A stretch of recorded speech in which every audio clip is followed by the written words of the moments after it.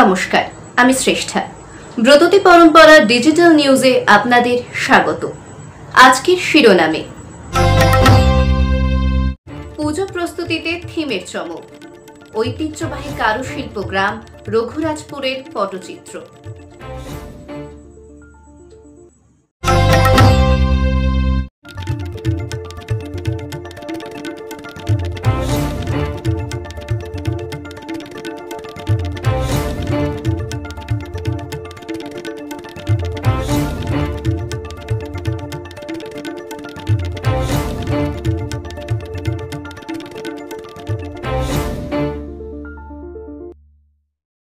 শুরু করছি আজকের সংবাদ সংকেত।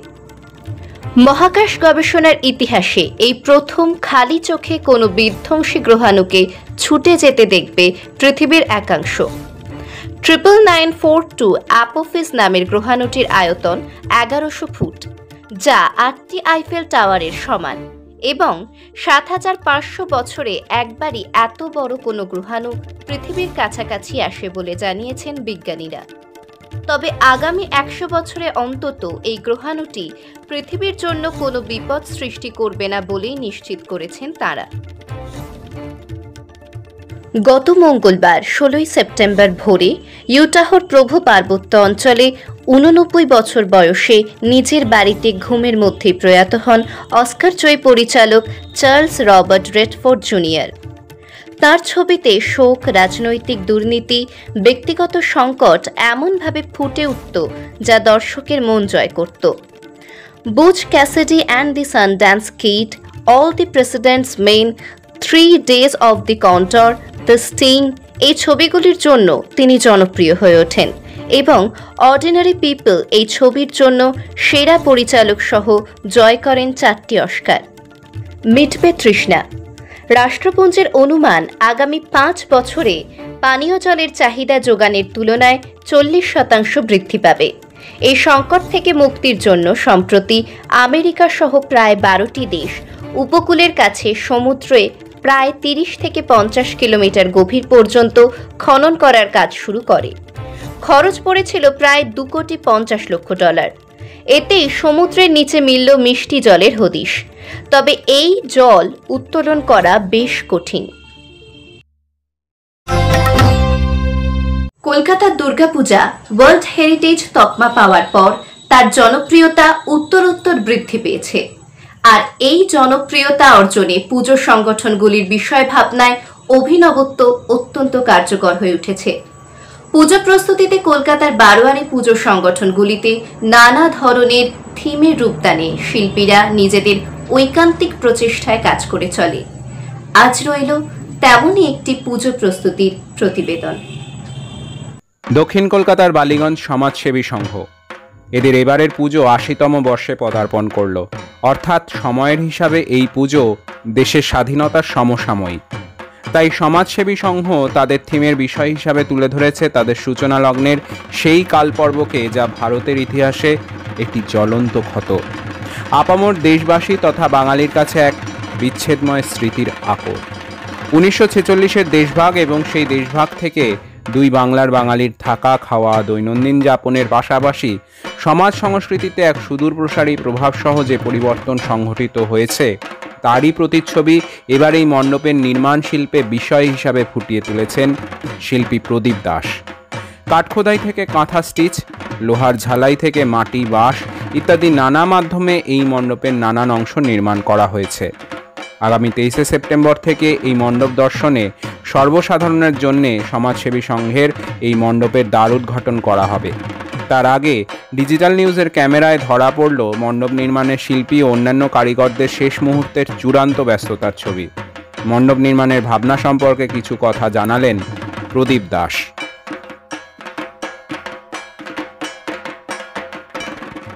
আমরা এখন দাঁড়িয়েছি সমাজসেবী সংঘতে।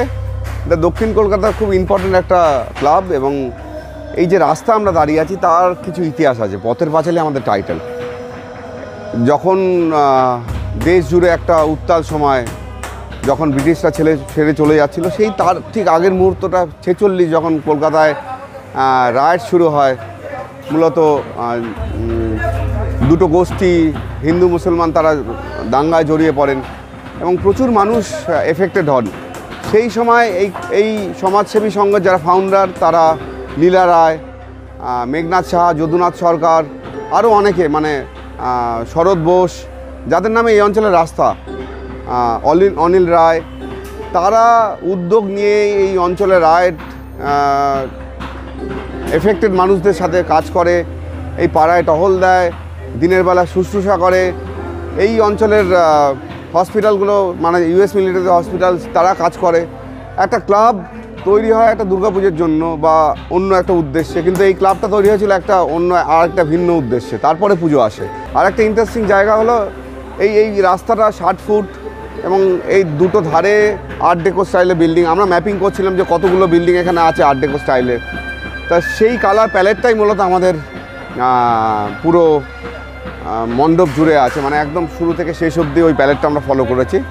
আর একটা খুব ইন্টারেস্টিং জায়গা হলো সাউন্ডটার, দীপময় দাস এই সাউন্ডটা করে এবং এই সাউন্ডে আমরা দেখছি যে সানাই, আমরা দেখছি এখানে আজান, হ্যাঁ, এইরকম বিভিন্ন ইনস্ট্রুমেন্ট, বিভিন্ন ভোকাল, এত সুন্দর একটা অ্যামেলগামেশন হয় এবং কাজটার সাথে এমন একটা জায়গা তৈরি করে সেটা অনবদ্য। এবং পিন্টু শিকদার আমার বন্ধু, ও একটা প্রতিমা যেই ডিজাইন করে প্রতিমাটা যারা দেখবে চমকে যাবে। মানে সেই সময় বাঙালিদের শাড়ি পরার ধরন চেঞ্জ হচ্ছে ঠাকুর বাড়ি থেকে মূলত। সেই সময় এই পশ পাড়াগুলোর মহিলাদের যেরকম গয়নাগাটি, শাড়ি পরার ধরন এবং চাবির গোছা কাঁধে, তা সেই সবগুলো নিয়েই পুরো মণ্ডপটা তৈরি হয়েছে এবং প্রতিমাটা তৈরি হয়েছে। এবং আস্তে আস্তে মানুষ যখন যাবে পরতে পরতে সেই ইতিহাস এবং তার ভিজুয়াল সেগুলো যেন একসাথে মিলতে যাবে। Thank you so much.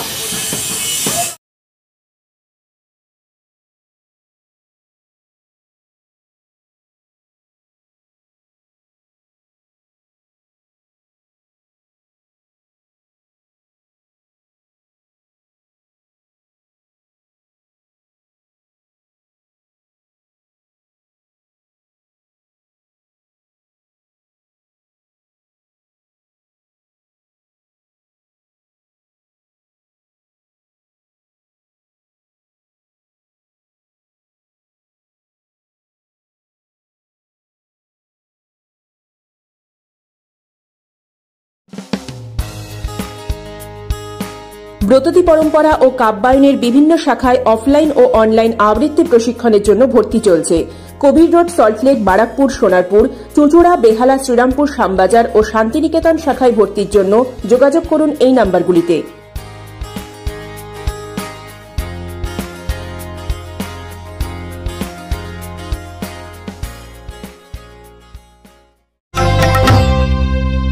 উড়িষ্যার পুরী থেকে মাত্র 14 কিলোমিটার দূরে নারকেল আর সুপারি গাছের সবুজে ঘেরা এক মায়াবী গ্রাম রঘুরাজপুর।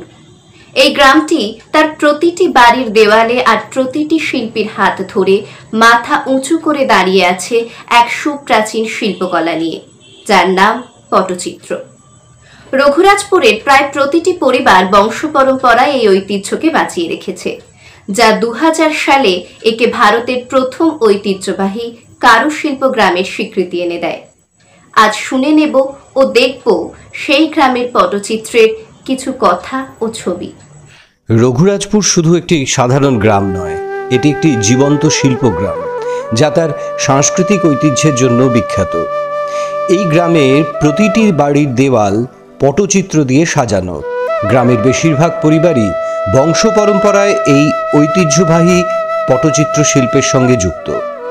রঘুরাজপুরের পটচিত্র শিল্পের ইতিহাস অতি প্রাচীন, যা দ্বাদশ শতাব্দী থেকে চলে আসছে। এই শিল্পের সঙ্গে পুরীর জগন্নাথ মন্দিরের গভীর সংযোগ রয়েছে।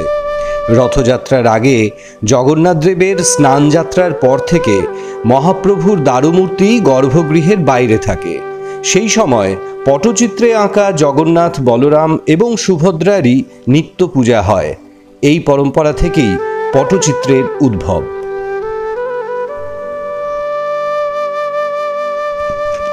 পটচিত্র মূলত কাপড়ের ওপর আঁকা হয়। ক্যানভাস তৈরির জন্য প্রথমে তেঁতুলের বীজ থেকে তৈরি আঠা ও খড়ি মাটির মিশ্রণের একটি প্রলেপ কাপড়ের উপর দেওয়া হয়।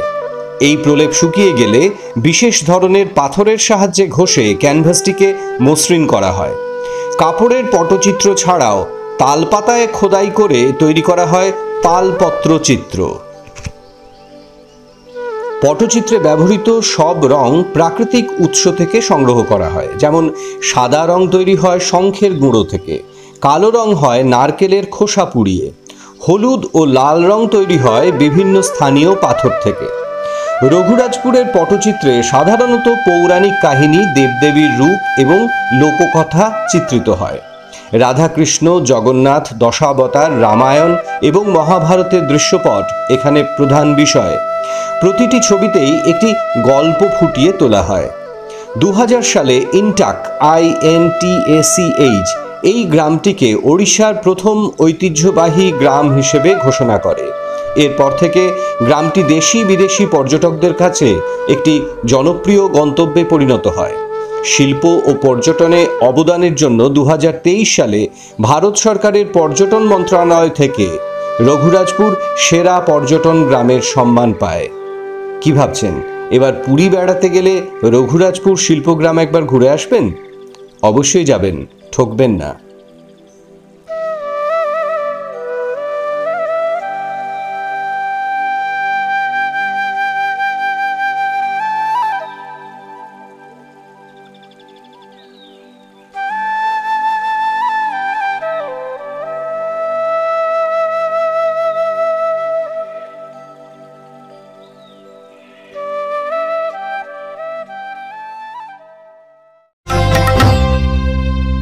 আজকের খবর এই পর্যন্তই।